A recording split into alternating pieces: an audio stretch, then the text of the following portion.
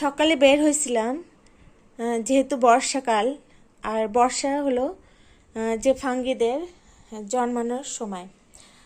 তো প্রায় বোধহয় 50টার মতো স্পেসিস ফাঙ্গি, তারপরে ক্রাস্ট ফাঙ্গি, তারপরে লাইকেন, এরকম অনেকগুলো পাইছি।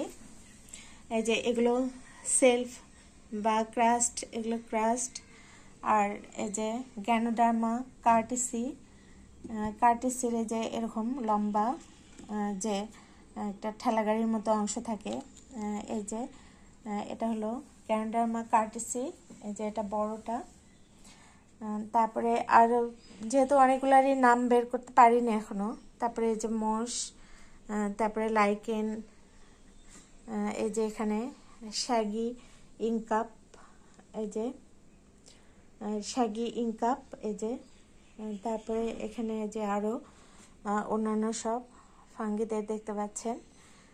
এই যে স্পোর, এটা একটা যে সেলফ ফাঙ্গি বলে, এই যে এই ধরনের এগুলো সেলফ ফাঙ্গি। এগুলো এই যে এর স্পোর এরকম। তারপরে আজকে যেটা পাইছি যে যে সাদা একটা জেলির মতো, এটা কি টুথ ফাঙ্গাস নাকি নাম বের করতে হবে। আর এই যে আমার পাউডার পাফ, এগুলো আগেও পাইছি আমি।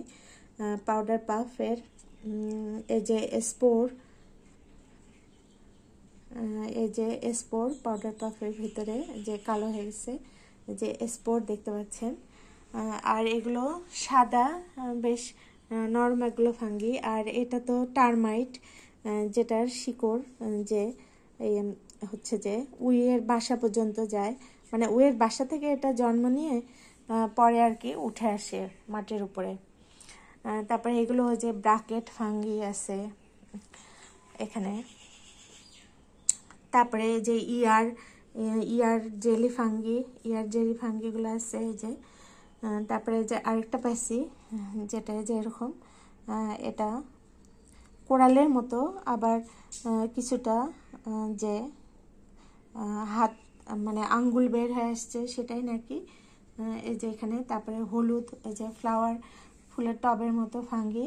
আর ফাঙ্গিদের একটা গন্ধ থাকে, গন্ধ বের হয়েছে, মানে এই গন্ধটা আমি মানে সহ্য করতে পারি না, এই কারণে আমি ফাঙ্গি খাই না। তো এই হলো আজকে আমার সংগ্রহ, বেশ অনেকগুলো ফাঙ্গি।